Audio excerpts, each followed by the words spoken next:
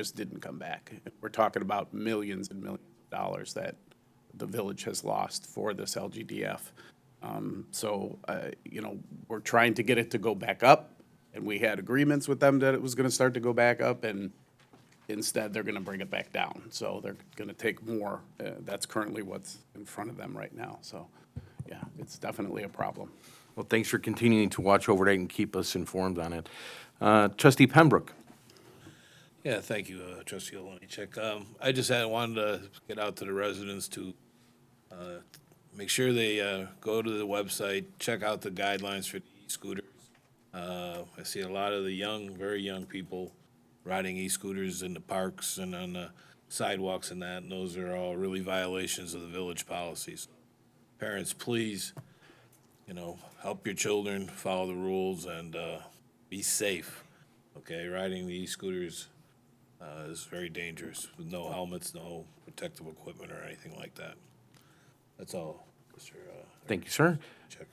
Trustee Zock. Pie update, everything's moving along. School will be out soon. We're gonna start seeing more construction down 105th Street once Colmar is done with classes, and St. Catherine's too. It will go all the way down to 105th and Kedvale. But everything is moving along on time and within budget, so that's the update for the pie project. And the actual pie fields, they're starting to take shape. They'll be seeding, I think, by August. So the pie part of it is 70 to 80% done. Bill, is that right? We about 80% on pie, the actual field. Right now, they're calling it 65%. 65? But I think in the next week or two, well over 70. Yeah, so the actual, and just so everybody knows, it's gonna look like good in a couple months, but that fencing is gonna stay up through the winter and next spring until we open it, so that there's no damage done to the fields, to the property, or anything like that. So we discussed that in these meetings, so it's gonna start to look nice, but it's not gonna be open till next year. But everything is on time, so, or actually, they're ahead of schedule, so it's a good thing. That's all I have. Thank you, Alex. No, thank you. And I'm going to tell you that project, I know that you've been spearheading that, working very, very hard to get that done. What that means to the residents in that district is it finally gives them the ability to store water when we're getting hit with these 50 and 100-year rains that seem to happen every other month. It's a project that was well needed. I know that our village manager has worked very, very hard with Trustee Sock to get this up and going, and I can't wait to see it completed because we know that that's going to make a huge improvement towards water retention in that district. Going to switch back over to the lead service line replacement program presentation. I believe that we're all ready to go with that.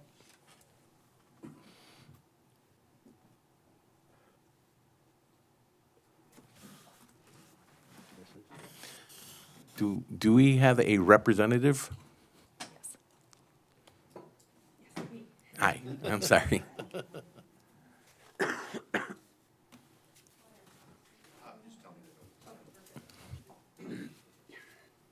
Welcome.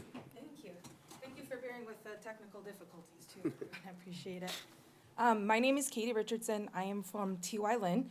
We are serving as the program advisor for the lead service line program, working with Bill and Jerry on getting this program stood up. I think you might remember me from the last time I was here. I talked a little bit that this was coming, and it was going to be a 5-year program. So today, I want to talk about a little bit of that history, where we're at in the process, and the upcoming communications we plan to have with the residents so that you are aware of what's going on. If they call you, you can send them our way, and that you're familiar with some of the documentation we're going to be sending out, what this process looks like. So if we go to the next slide. Lead service line, just this high level, you'll have this. The US EPA is requiring that we are removing and finding the lead service lines that exist in our communities. In Illinois in particular, we have a lot of older homes that have lead. It was a very common material used. It was inexpensive, it's very flexible, so they used it a lot in a lot of different neighborhoods. The Illinois Environmental Protection Agency, or IEPA, has required that we form a inventory of where all those lead service lines exist in all of the different communities. Village of Oak Lawn did this a few years ago. We also identified high-risk locations. We'll talk a little bit more about that because that's what we're going to target first, is those locations that are at higher risk for lead exposure. And all these lead service lines need to be out by the year 2040. So we are looking at a 5-year program. We'll be well ahead of that deadline, but have some extra time just in case things go awry. As we know, construction can sometimes go awry. And we're going to talk a little bit about that too. Right now, we've identified a little over 2,200 lead service lines. And as I mentioned, we're going to anticipate trying to get those all replaced in the next 5 years. If we go to the next slide. This is a map. The red areas are the locations that we have identified that have lead service lines. We are getting questions already from community members about whether or not they have lead service lines, so that is starting to come in. You will see that more and more as we start to roll out this information too. And there's gonna be questions about how we're prioritizing the homes. So I want to make sure that you're aware of how we're doing that. If we go to the next slide, you'll see that there's a number of different things that are coming into play of how we're identifying which locations get replaced first. Part of that is the IEPA funding. We are using some low-interest loans to make sure that we can fund this appropriately and affordably for everyone. So that limits how many we can do a year. I want to talk a little bit too just about what the bid process looks like and how that is impacting our potential start date. And then again, today I'm focusing really on the communication so that you're familiar with what your residents are going to see and you can send them our way or answer any questions. And then we'll also talk about that first phase that we're trying to do this year and how we identified those locations. If we go to the next slide. We were able to receive, the Village of Oak Lawn has secured a zero-interest loan of $4 million for this first phase. We are looking and have identified about $28 million in those low-interest loans or zero-interest loans for the entire program that we're going to be applying for and working with IEPA on. So that first $4 million will support this first phase that we are intending to do this year. As the designated engineer, T.Y. Lin, that's us, we have been putting out the bids for the contractors.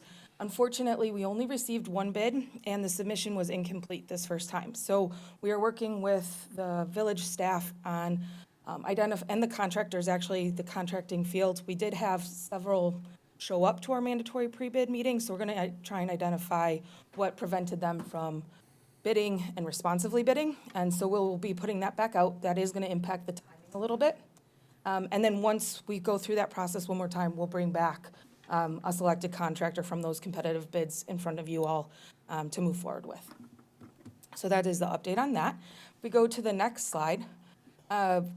We are anticipating we should still be able to start construction sometime in mid-July. It may be more like August, depending on how this goes with getting the contractor in place. There's a lot of communication that has to occur between not only us as the village representative, but also the contractor and the owners. And we're going to talk about that too, but there's a lot of scheduling that goes on with the different owners of these properties that needs to be replaced. There's site setup, utility locates that have to occur, safety controls to make sure that that's all in place, making sure that we have temporary water shutdowns at the curb stop, that's all notified appropriately, that the owners know when that's happening. There's 3 different ways really that we'll see this construction get done. What we are hoping to do most of this is directional drilling. That is the least disruptive to people's property because we just drill under their yard. From the main, you have a couple pits, and if you can get into the basement, then you have a pit out in the street. We don't have to dig up the whole front yard. There is times where we might not be able to use that methodology. That one, we would use a open cut then, which would be digging a trench to get the line out and then put in the new piping material.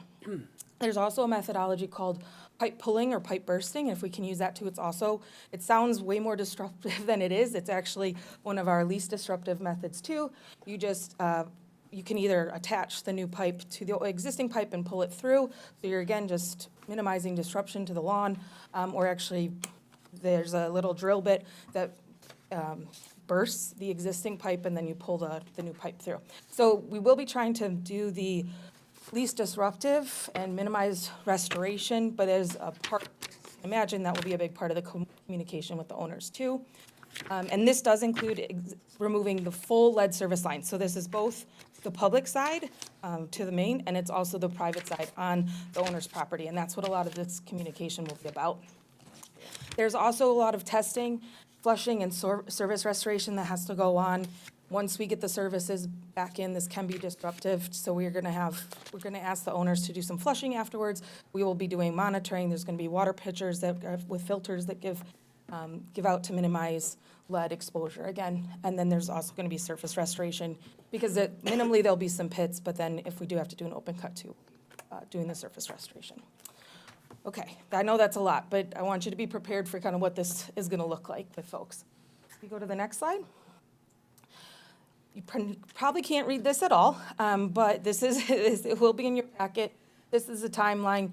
Basically, this is showing that we are going to try to we are anticipating 2 crews with the contractors we've talked to. That's probably what they have available this year. That means that we can do approximately 4 homes a day. So this is showing the schedule.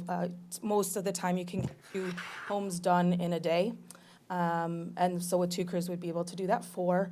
If we do only, once we go out to rebid, working with a contractor, if they only have 1 crew, obviously that's gonna extend our timeline a little bit.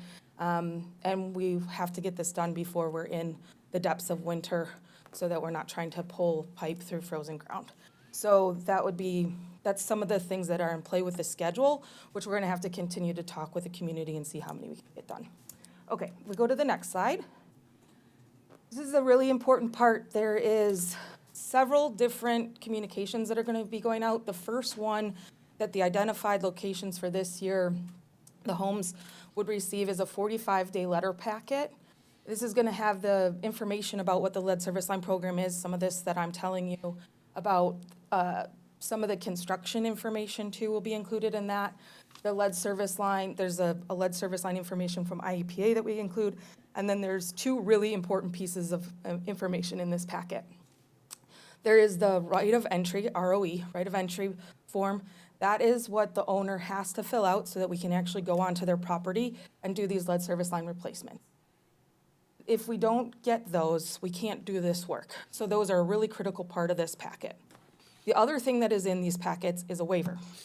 There is a waiver if you want to opt out of this program, you've decided you don't want to replace. You have to fill out that waiver though, if that's a decision that they make. So if somebody really doesn't want their lead service line replaced, we have to get that waiver from them too. They can't just say they don't want to do it. We need that for the Illinois Department of Public Health and for IEPA documentation. So these are really important when they come out to everyone, that we are actually getting this. This is where a lot of our follow-up comes with, because we either need to have the right of entry form or we have to get the waiver from every single owner that's been identified with a lead service line. So we'll send out that packet. Then 15 days before we would anticipate construction, we're gonna start door-to-door canvassing to get this information. We're hoping that most people follow the instructions. There's a website set up, there's an email set up, and we get those waivers or right of entries through that first letter. But if not, we're gonna start then going, knocking on doors and following up to talk to the customers and either get that right of entry form or the waiver from them. And then we have door hangers to leave too, so we'll keep following up until we get that information. IEPA requires at least 3 tries. We, depending on the level of effort, how close they are, we'll sometimes try and give them a couple more knocks on the door if we can. IEPA is then going to ask that we share all those communication attempts. So we have to say every time we're going, when we send the letters, tracking all of that information, that gets submitted. We're using actually a very neat system that the team has come up with to track all of that. So that'll be fairly easy for us to just kind of, as we're knocking through, we have an app where we can fill in those times. 2 weeks before the construction, we'll keep trying to talk to them again. We'll remind them of the construction time frame. This will be in coordination with the contractor. And then again, we'll be leaving door hangers to contact us and to make sure that we're following through. And then the contractor actually goes out 3 days before construction, again, knocks on the door, make sure people know when they need to be there, and that we're coming again. So lots and lots of knocking on doors. We will make sure that we all have on our safety vests that have our logo on it, so that people know who we are. The contractor is going to have to identify themselves too. But this is a very common question we get too. You're going to have people that want to make sure that they know who we are, and we'll tell you who the contractor is, so you know who that is too. Because there is unfortunately been instances where people fake being from a utility, and so we won't always get the door answered this way. So if people are calling you and asking about it too, please feel free to send them our way so that they know we are working for the village and we are real and not trying to scam anyone, because that is something that happens with these programs. Okay, next slide. This is what the information will look like. It is dense, there's a lot of information there. And again, this is just kind of a reminder, we either need the personal right of entry or the refusal waiver. If we go to the next slide too, one thing I want to point out is we have also, we have an email set up for this. We have a web page set up on the village's webpage, so there's lots of information to send folks where this will be. It's also where we collect it. And we have translated all of this information into Arabic, Polish, and Spanish. So if you have residents who are English isn't their first language, and this is kind of dense technical material, we'll have it in those 3 languages as well. And frequently asked questions, we have those all translated also. Okay, next slide. So what everyone can expect to, as I mentioned, TYLN and the contractor are going to be scheduling directly with owners. So that's a really critical piece. They understand what to look for, so they do answer the door with us. And it's also really important that owners or an authorized occupant that would be filled out on that right of entry form have to be present during the replacement. So we will need to work with folks so that they are at the property. We want that for everyone's liability cover, right? We want somebody there who is authorized to be there with the contractor and our inspector. The contractors will have to enter the homes. They have to go into the basements and see where the water lines come in, and that helps them determine what type of methodology they're gonna use. That'll be part of that 3-day before construction. They'll wanna come into the basement, see what it looks like. They'll have to be in the basement to do this replacement. So again, we'll have badges, there should be plenty of information. And if everyone has a concern, we'll have them call the village too, so they know who to be looking for. And the replacement takes about half a day for 2 8-hours, not 48 hours, so we can do 2 a day. Just make sure that's really clear. They are gonna try and minimize disruption, I think I talked about that. But a really key part is restoration is not included in finished basements or like elaborate landscaping. We take it back to the wall, take it back to like just grass, things like that. So that is always a conversation with the owners that we have to work through. And that is all in the right of entry form. But any improvements that they've done beyond just coming in through the wall or like elaborate shrubbery or something like that we have to take out is not included in this restoration. Yes, so that's going to be that'll be something we'll talk to them ahead of time. We're going to try and do everything we can not to minimize it. We have requirements about keeping the basements clean and things like that, but that is something of note. Okay, next slide. So I mentioned that we are prioritizing the locations. We use this, the prioritization comes from the US EPA and IEPA, and so what we do is we have, that happened during the inventory time. We worked with those 2 entities to identify the highest priorities, so that's hospitals, daycare centers, preschools, group daycare homes, medical clinics, and then finally is our known lead service lines. So this year we'll be focusing on medical facilities, preschools, and those other care facilities. The orange dots on this map is where that's going to be located. If we go to the next slide, you can see we did a little estimation of kind of showing where the lead service lines fall in the districts. This is going to be important because we are going to do a couple town halls, and again, we anticipate a lot of times people will call you trustees or the village first and then ask questions about it. So kind of something to be aware of where the distribution is. And we'll share more information about you as we get work with the contractor to identify the exact locations too. But again, this year we'll be prioritizing those medical facilities, schools, daycares, things like that. If we go to the next slide. We are preparing to have at least 2 town hall meetings. That June 15th may get moved back a little bit now that we're working on still identifying the contractor. We'd like to have them on board for that. But as soon as we have that first town hall, we're gonna go through the actual 45-day packet in person with the community. We would invite you trustees to be there if you'd like, so you can hear what we're saying, or you can be there to connect with the community too.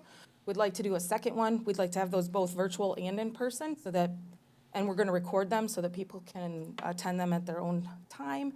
And then if we need more, we'll plan for more. If we don't get the attendance or we're having a lot of questions, we'll do more of that. The goals of these meetings is really to make sure that folks, again, have the information they need, they understand why they have to either give us a waiver or a right of entry, and to really keep that construction moving forward. That paperwork is actually one of the pieces that really slows these programs down, so making sure that the community understands that is important. If we go to the next slide, I can answer any questions you have. And myself, I am the program advisor. Tricia Price is here with me. She's the program manager. These are our emails if you have any questions that come up, but I can take any questions right now. Do we roughly know how many individual homes there are? There's about 2,200 in total in the village right now. Yeah. It seemed like most of them were in 2, 3, and 4. Yeah, that is where the bulk is. Yep. So hangers will go out prior to town hall? Yeah. So Oh, Come for that? Is that something, or no. What kind of Prior communication? to the town hall, it would be on the website, and we can talk about maybe trying to get into a newsletter. But hangers would not go out before the town hall, they'd go out after. We have a community newsletter. Oh, yeah, that'd be perfect, Tom. Yes. This is only lead water lines service up to their house, right? It's, well, no, for these projects, we are going all the way into the home. So this is up to, through the curb stop and then into their plumbing connection. Right, but nothing inside the house. Not inside the house, no, just to the meter in the basement. If they have lead service lines coming to their house, is it likely they have lead piping in their house? A lot, we have seen some, and the contractor can identify that for them if they're out there. Typically, what we see inside the house, there was usually a transition to copper, or PVC inside the house. A lot of times we're seeing though in some of these older homes, there's still lead in the fixtures, depending on what age those fixtures are from. So we'll also share information so people can understand if they have, you know, we're taking care of it up to their home, but if there's some other ways that they can identify materials in their home too. Yeah. All right, thank you. Yep. Well, thank you. Yeah, thank you. All right, let's go to the village manager's report. Nothing this morning. I'd like to hear that. Number 9 is the consent agenda. All items on the consent agenda are routine and brought forward at the direction of the Board of Trustees, village manager, or village committees, and will be enacted with one motion. If a discussion is desired, that item will be removed from the consent agenda and considered separately. Item A, approval of regular meeting minutes 2026 dated May 12, 2026. B, a request the Board of Trustees approval of the Oak Lawn Library's Recess Together event on Tuesday, June 23rd, and Wednesday, July 22nd, from 10 a.m. to 11 a.m. on the Village Green. C, request the Board of Trustees approval of the Oak Lawn Library's Artist Tour being held on Thursday, August 20th, from 8 to 8:30, from 8 a.m. to 8, no, from 8 p.m. to 8:30 p.m. at the Oak Lawn's 9/11 Memorial.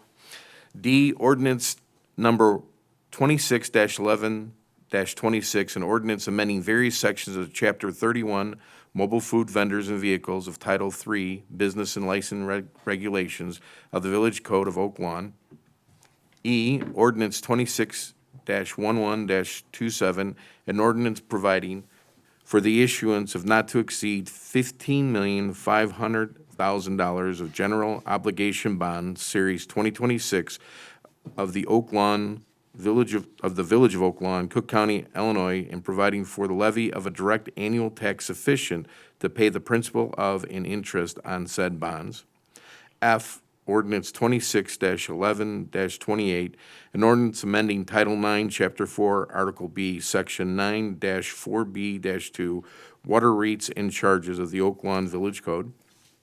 G, resolution number 26-11-47, a resolution approving amendment number 1 to the professional engineering services agreement with Strand Associates Incorporated for the 24-25 sanitary sewer rehabilitation program, an additional amount of $32,300 for a total contract amount not to exceed $143,100. H, Resolution Number 26-11-48, a resolution approving a proposal from Lindhall Brothers Incorporated to perform the Village of Oak Lawn 2026 Street Program Phase 2 in an amount not to exceed $592,823.04.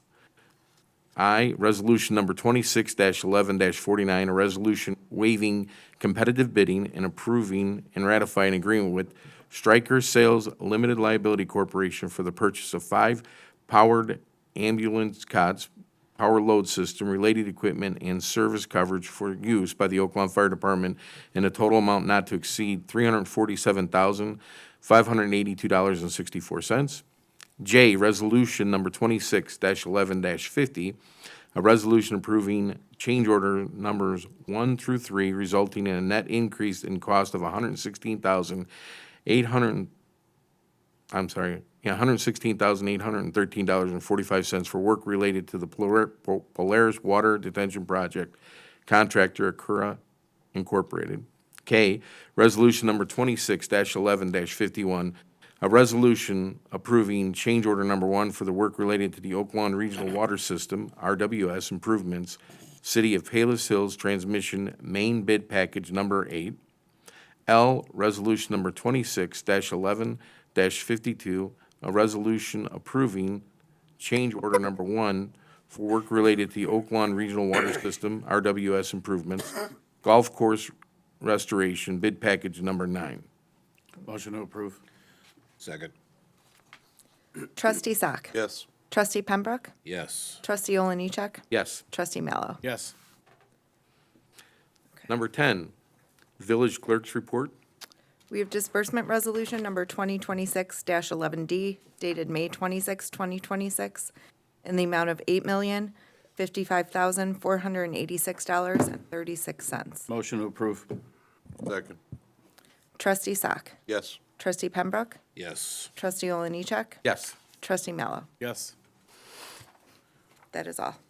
All right, Village President's Report. We're going to switch to the NICOR presentation. Just to give history to the residents of the Village of Oak Lawn, NICOR has come in and done a considerable amount of work in the Village of Oak Lawn, and it's becoming more of a focal point of our village staff than it should be for what NICOR is supposed to do and what they actually do. And I know that, Bill, you've brought it to my attention. We've had many residents that have been, issues that have been brought to our attention. We don't mind when NICOR comes in and upgrades. What we do mind is when they displace, damage, and remove, and they don't do what they say they're supposed to do in a timely manner. So, Bill, do you want to talk a little bit about what we're seeing?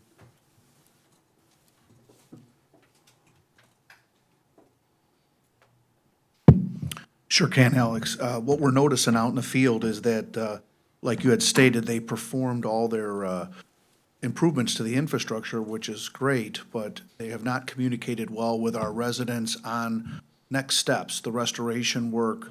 There's a lot of trip hazards, concrete missing, landscaping not cleaned up, and we've been giving them locations and working with residents who have been not getting any service from NICOR's customer service lines. And now that we're dealing with the governmental rep, we're hoping that we can get them to react and actually get this work done for our residents in a timely fashion. So, Bill, this program specifically that we're talking about started out in 2025, late fourth quarter 2025, and then proceeded through right now. And some of the concerns we've had, and I'll be brutally honest with you, in dealing with the NICOR rep, Patricia Eves. Patricia has been in communication, but unfortunately, some of the emails that I've received have, they don't explain why work has not been done. Specifically, sidewalks have not been replaced. There's been driveways that have not been replaced. There's trip hazards in multiple areas, and I think you have some video of it. And claims that residents have been tried to get in contact with when village staff and myself have contacted the residents. We have found out that residents haven't been contacted. And as of today, right now, there are multiple areas that have not even been looked at nor work has been done. And some of the reasons why is Patricia said that the plants were closed for asphalt and for cement. And when we've called the plants for asphalt and cement, they've actually been up and working since basically March. That's correct, Alex.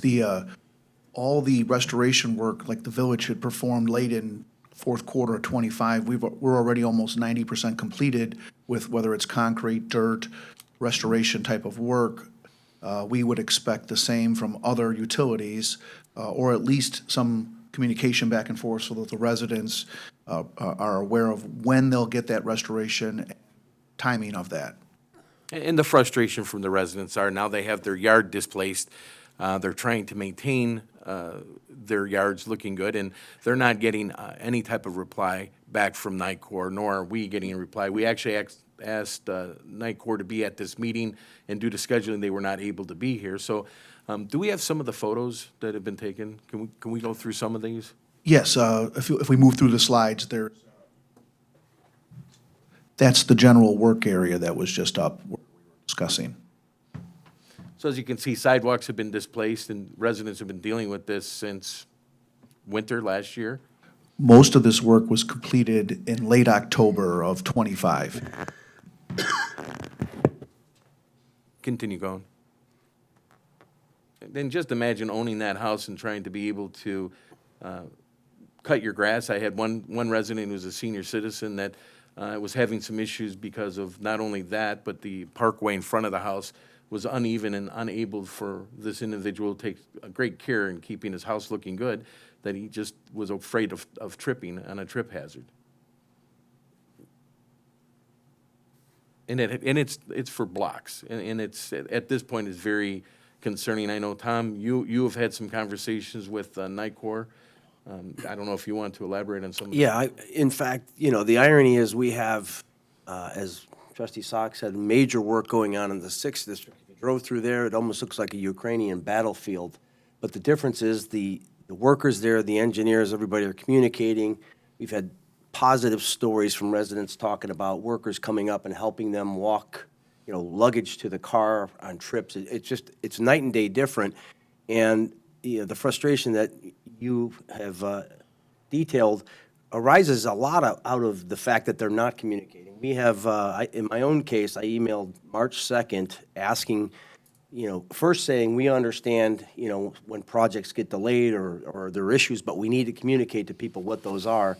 And I never received a response. I simply asked for what's the plan, how are we going to attack this? We need to communicate to our residents, and got no response. And I saw some of the communications between you and that representative, and it's very unprofessional. As I said, in this line of work, whether it's weather or supplies or asphalt, sometimes it's explainable, but when they don't explain it, it's unacceptable. Yeah, and the frustration is we represent the residents of the village of Oak Lawn. We take great pride in getting things done in a timely fashion for them. And when other people don't take that same pride, it gets very, very frustrating and concerning. So I know we've talked about this enough. Did they find time to come out to our next meeting? Alex, they have confirmed that they will attend our June 23rd meeting, and I will work with the manager to get that placed onto the agenda for you. Thank you very much. I appreciate that. And to the residents that have been affected by it, who have called us, we feel your frustration. I think that there is a good discussion that you've had, because this isn't the first year that NICOR's come into town, and we've had to spend multiple hours going after and making sure that they completed the work. But I believe you and your team have recommended that they should have to pull permits from us and report to us whenever they do work moving forward.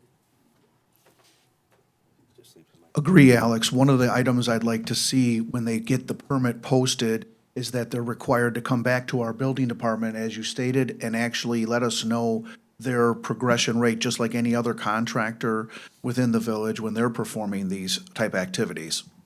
And that's always been a frustration of mine as being a trustee, because from a legal remedy, they pretty much have carte blanche of doing work in the village of Oak Lawn, correct? In the easements that they have, yeah, typically, yes. So that's a hard thing to explain to a citizen, that they actually have more power in our village than we as a village have and the residents have. And is there anything that we could do, or would we have to go in front of the ICC? We would probably have to go in front of the ICC, but we can certainly look at that if you want us to. Okay. All right. Any other questions? All right, couple of quick things. We had our Memorial Day service yesterday, and I want to commend our VFW for putting on a very nice service.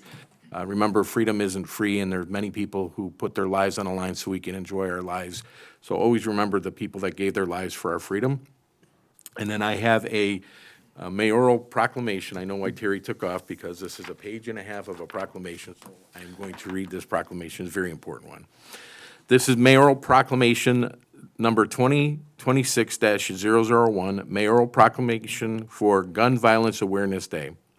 Whereas Section 6A of Article 7 of the 1970 Constitution of the State of Illinois provides that any municipality which has a population of more than 25,000 is a home rule unit, and the Village of Oak Lawn, Cook County, Illinois, with a population in excess of 25,000 is therefore a home rule unit pursuant to the provision of said Section 6A of Article 7, may exercise any power and perform any function pertaining to its government and affairs, including but not limited to the power to tax and to incur debt. And whereas every day nearly 130 people in the United States are killed by gun violence and more than 200 are shot and wounded, with an average of more than 19,000 gun homicides every year.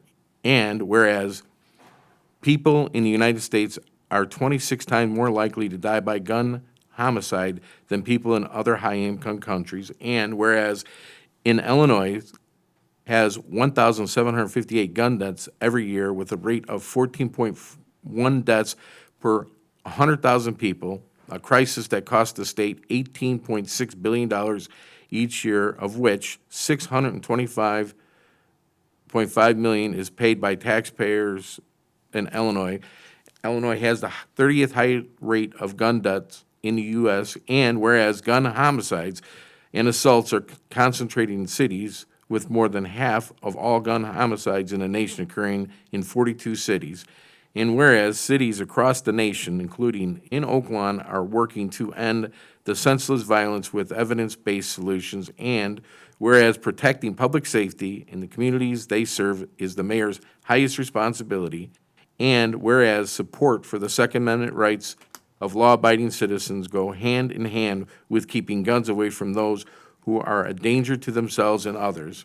And whereas mayors, council members, and law enforcement officers, in partnership with the local violence intervention activists and resources, know their communities best, are the most familiar with local criminal activity and how to address it, and are best positioned to understand how to keep their citizens safe.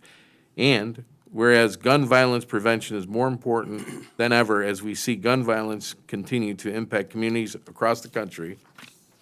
Whereas in January 2013, Hadiah Pendleton was tragically shot and killed at age 15 on June 5th, 2026, to recognize the 29th birthday of Hadiah Pendleton, born June 2nd, 1997. People across the United States will recognize National Gun Violence Awareness Day and wear orange to tribute to Hadiah Pendleton and other victims of gun violence and the loved ones of those victims. And whereas the idea was inspired by a group of Hadiah's friends who asked their classmates to commemorate her life by wearing orange, they chose the color because hunters wear orange to announce themselves to other hunters when out in the woods, and orange is a color that symbolizes the value of human life.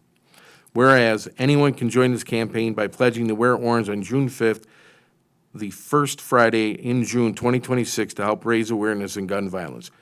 Whereas by wearing orange on June 5th, 2026, people across the United States will raise awareness about gun violence and honor the lives of gun violence victims and survivors. And whereas we renew our commitment to reduce gun violence and pledge to do all we can to keep firearms out of the hands of people who should not have access to them, and encourage responsible gun ownership to help keep our families and communities safe. Now, therefore, be it proclaimed by the village president of the Village of Oak Lawn, Cook County, Illinois, in the exercise of its home rule powers, states as follows. Section 1, The village hereby recognizes the first day of June 5th, 2026 to be National Gun Awareness Day. I encourage all citizens to support their local community's efforts to prevent the tragic impacts of gun violence and to save lives. Section 2, the mayor proclamation shall be in full force in effect as of May 26, 2026. That concludes my report. That was a long one, but it is an important one. And I just want to wish everyone a happy and safe beginning of summer. Can I get a motion for adjournment? So moved. Second. Trustee Sack? Yes. Trustee Pembroke? Yes. Trustee Oliniechek? Yes. Trustee Mallow? Yes. You're done. Thank you, Alex.